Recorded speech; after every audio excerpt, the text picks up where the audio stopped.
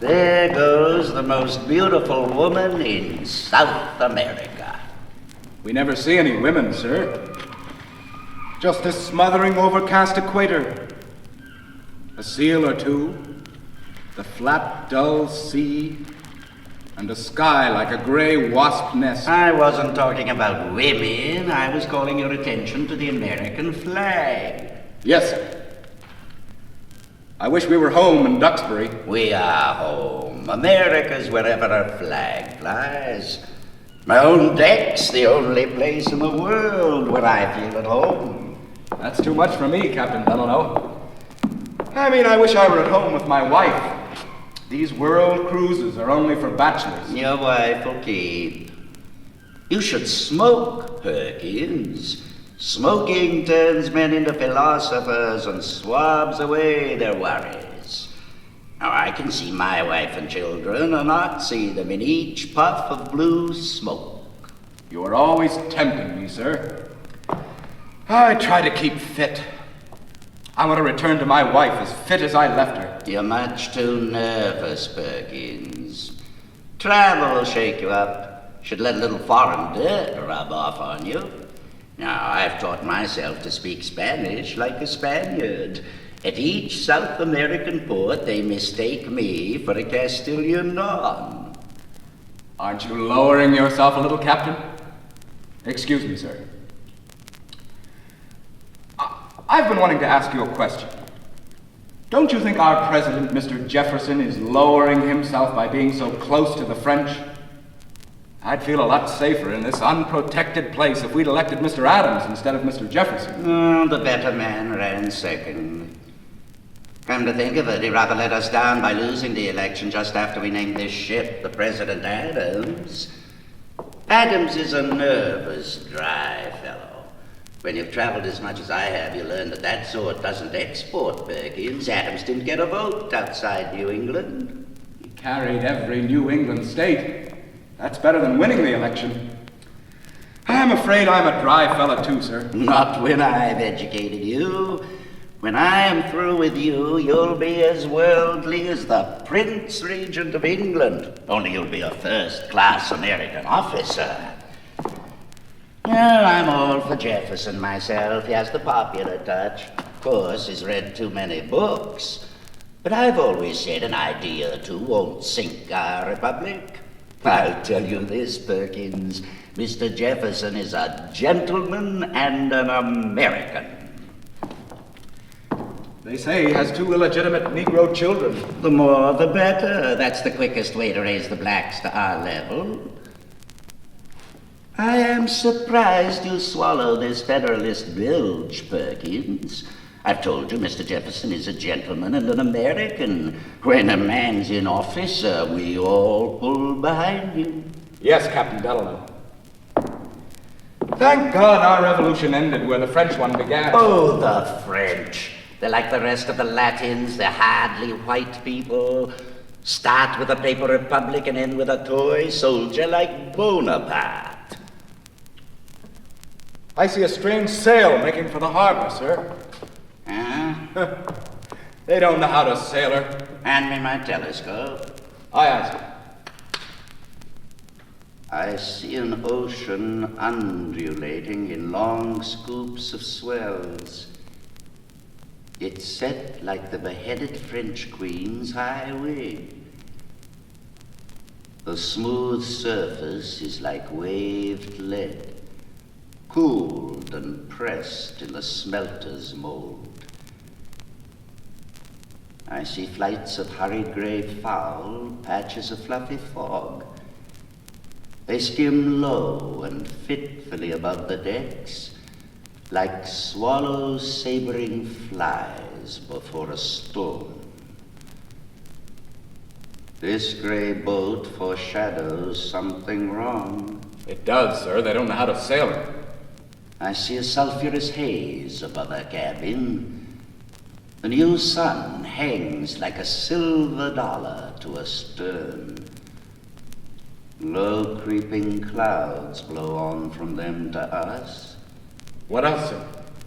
The yards are woolly, the ship is furred with fog. On the cracked and rotten headboards, the tarnished gilded letters say the San Domingo. A rat's nest messing up the deck. Black faces in white sheets are fussing with the ropes. I think it's a cargo of Dominican monks. Dominican monks, sir? God help us, I thought they were outlawed in the New World. No, it's nothing. I see they're only slaves. The boat's transporting slaves. Do you believe in slavery, Captain Delano? In a civilized country, Perkins, everyone disbelieves in slavery. Everyone disbelieves in slavery and wants slaves. In the North, we have the perfect, uneasy answer. We don't have them and want them. Mr. Jefferson has them and fears them. Is that how you answer, sir, when a little foreign dirt is rubbed off on you? Oh, don't ask me such intense questions.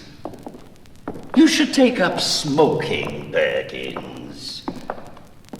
Yeah, there was a beautiful, dumb English actress I saw myself once in London. They wanted her to look profound.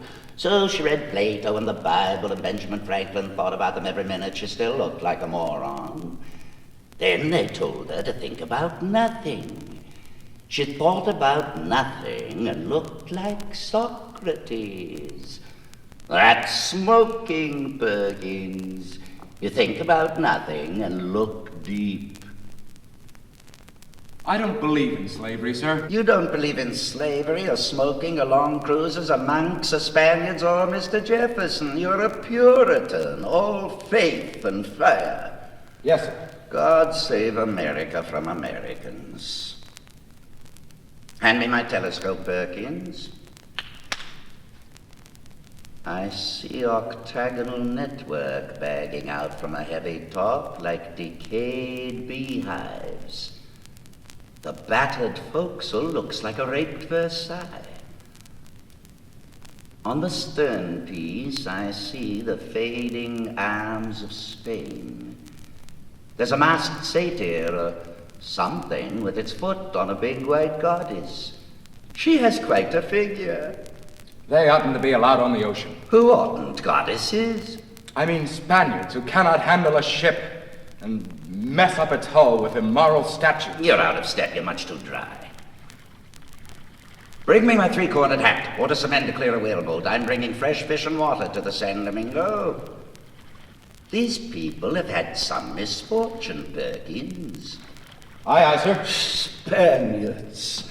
The name gets you down. You think their sultry faces and language make them Zulus.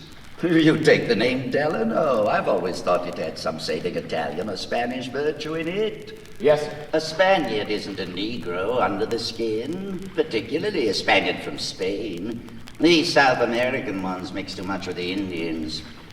You know, once you get inside a Spaniard, he talks about as well as your wife in Duxbury. I'll call for the boat, sir. A boat for the captain. A whale boat for Captain Delano.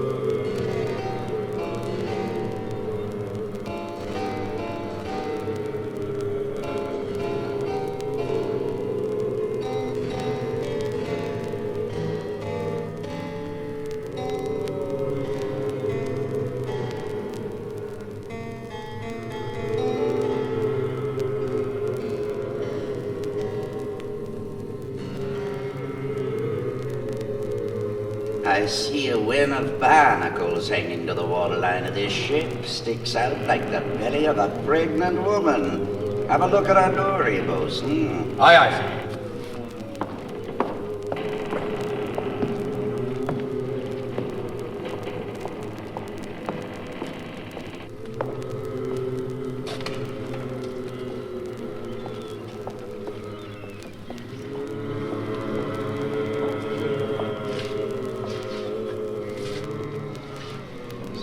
Scurvy, Master Yankee.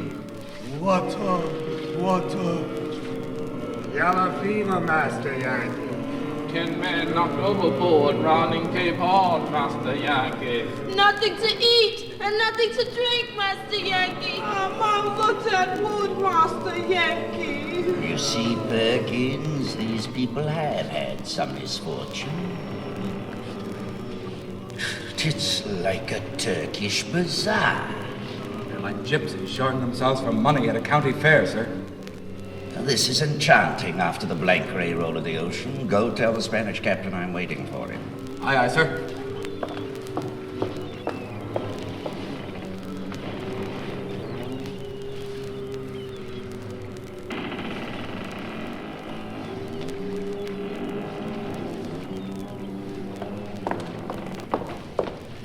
The captain's name is Don Benito Cereno. Cereno.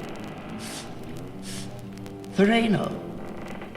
Yes, sir. He sends his compliments, sir. He looks more like a Mexican planter than a seaman. He wears his fortune on his back. He looks as if he hasn't washed since they left port. Did you tell him I was waiting for him? A captain should be welcomed by his fellow captain. I can't understand this discourtesy. He's coming, sir. But there's something wrong with him.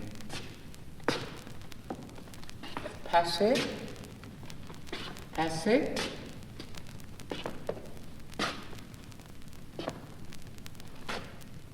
Your hand, sir. I am a Master Delano, captain of the President Adams, a sealing ship from the United States. This is your lucky day. The sun's out of hiding for the first time in 2 weeks. And here I am aboard your ship like the Good Samaritan with fresh food and water. The Good Samaritan, yes.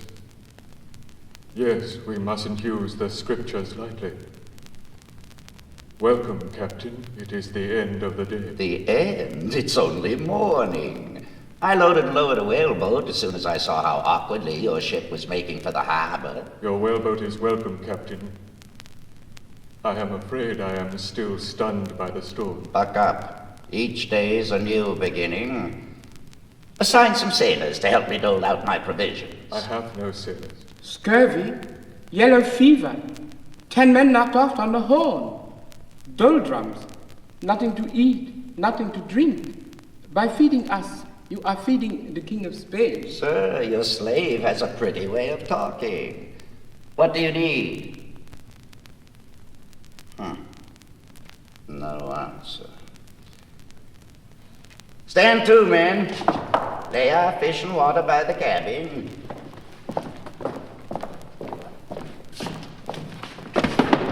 What? Send them away, Babo. Acid. Captain Cereno, you're surely going to taste my water. A captain is a servant. Almost a slave, sir. No, a captain's a captain.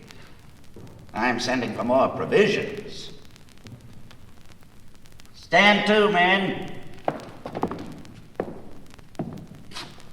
Row back to the ship. When you get there, take on 5 hogsheads of fresh water, 50 pounds of soft bread. And bring all our remaining pumpkins. Ayo. My bosun and I'll stay on board till our boat returns. I imagine you can use us. Are you going to stay here alone? Won't your ship be lost without you? Won't you be lost without your ship? Listen to Master. He is the incarnation of courtesy, Yankee Captain. Your ship does not need you as much as we do. Oh, I've trained my crew. I can sail my ship in my sleep. Men, Bring me a box of lump sugar, 6 bottles of my best cider.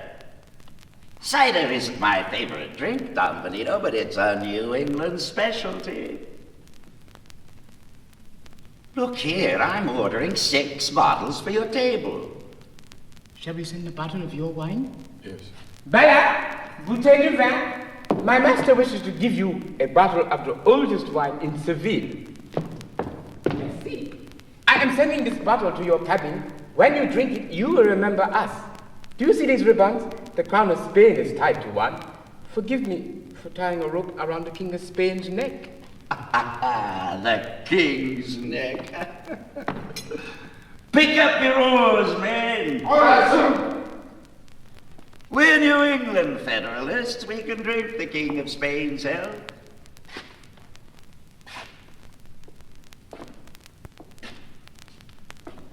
Strange fellow, this Spanish captain. He's leaving me. Captain Cereno hasn't traveled as much as you have, sir. I don't think he knew what you meant by the New England Federalists. The wind's dead. We drift away. We will be left alone all day here in this absentee empire. Thank God I understand Spanish. You'll have to watch them, sir. Brown men in charge of black men. Doesn't add up to much. This Babo, I don't trust him. Why doesn't he speak with a southern accent like Mr. Jefferson? They're out of hand, sir. Nothing relaxes order more than misery. They need severe superior officers. They haven't one. Now, if this Benito were a man of energy, a Yankee... How can a Spaniard sail? Some can. There was Vasco da Gama and Columbus. No, I guess they were Italian. Well, some can, but this captain's tubercular. Did you see how he gaped and bit his nails? I don't like this pausing and wincing and beard twitching. It shows he has a sour and sick mind. He's a skeleton. Did you see how his servant drew a handkerchief and wiped his master's lips and dabbed his eyes? There's nothing like a black. You don't have to throw your weight around with a Negro. He's not a servant, but a friend.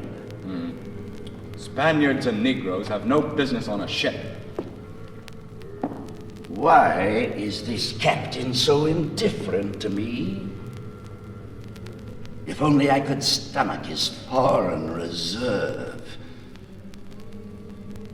This absolute dictator of his ship only gives orders through his slaves. He said he was lost in the storm. Perhaps it's only policy. A captain's icy dignity obliterating all democracy. He's like someone walking in his sleep. Now, slumbering dominion. He is so self-conscious in his imbecility that... No, he's sick. He sees his men no more than me.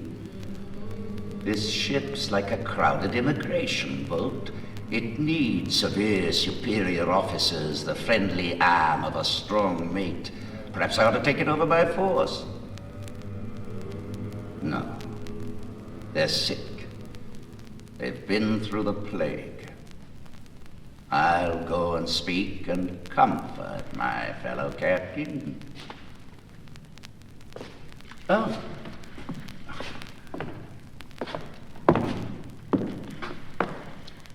I think you can help me, Captain. I'm feeling useless. My own thoughts oppress me. There's so much to do.